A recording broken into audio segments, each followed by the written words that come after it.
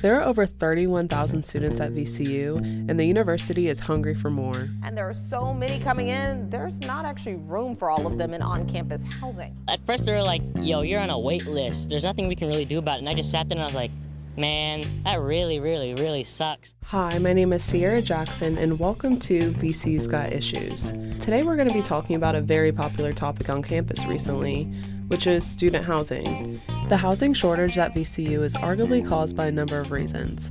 The closure of Johnson Hall due to mold, overwhelming admission rates, a complex housing application for on-campus dorms, the list goes on.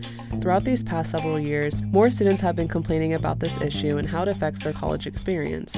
Forced to live in hotels, commute, or even move out of their current homes, students turn to VCU with frustration. So we're here to talk about it. What's really going on here? I think VCU has a serious housing crisis, I would say, and they're taking too many incoming freshmen to accommodate for the students they have already. Meet Samaira Williams, a current senior at VCU. Already living at an upperclassman dorm, she never thought she would have to go through this experience. Then one day, her whole world changed. So, what exactly happened to you in your experience with VCU housing? It has always been stressful, but it really took the cake when I was getting pulled in from my friend that's an RA. So, just for clarification, Samaira has been living with her friend who's also an RA for the past 2 years. Because of this relationship and her friend's privilege as an RA, Samaira was supposed to be guaranteed a spot at her current apartment. But then she found out that wasn't the case. They said it was too late to pull me in, and then proceed to have my dorm not filled up for months after they made that decision. 2 hours before my scheduled time, they said I had to figure something out because they ran out of dorms and I could be put on a waiting list, but it's not guaranteed. Can you walk me through step by step the process of applying for housing? So step by step, fall semester, you had to apply for housing around February. I usually do the housing on a set date it gets, like the first date, so I can get it overdone. You have to fill like basically a contract of saying you want to live at VCU on-campus housing. Which dorm did you want to live in? And I clicked Broad and Belvedere. And I did the application right on time.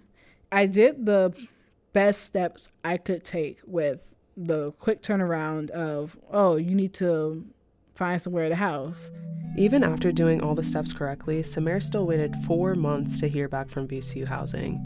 Finally hearing back in June, she would have been left with just 2 months to figure out a solution. So, in the meantime, all she could do was wait and prepare for the worst. If she hadn't, who knows where she would be now?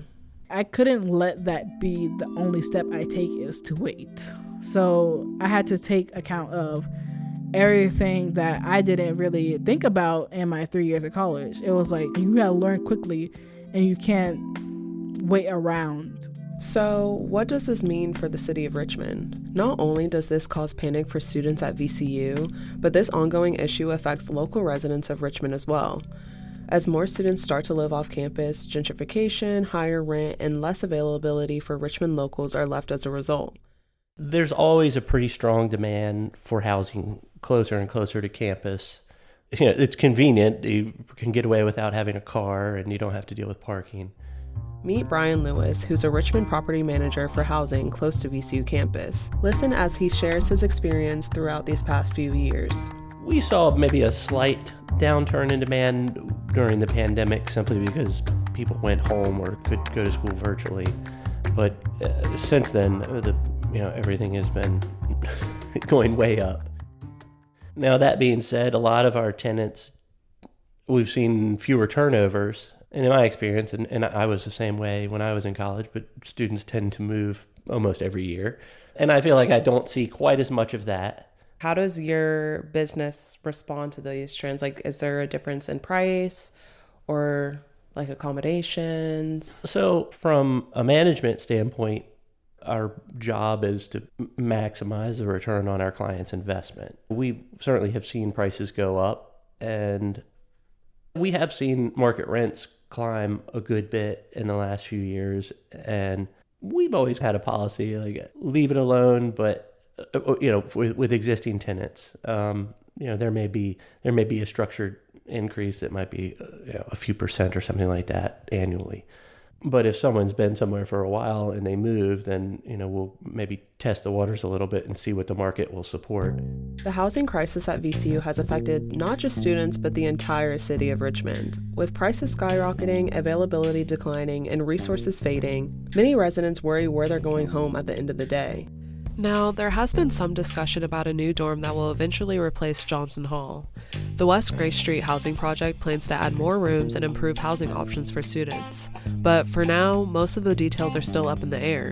Samaira has been lucky enough to find her fit in the city, but in the meantime, students just like her will have to start their own journeys navigating housing in Richmond.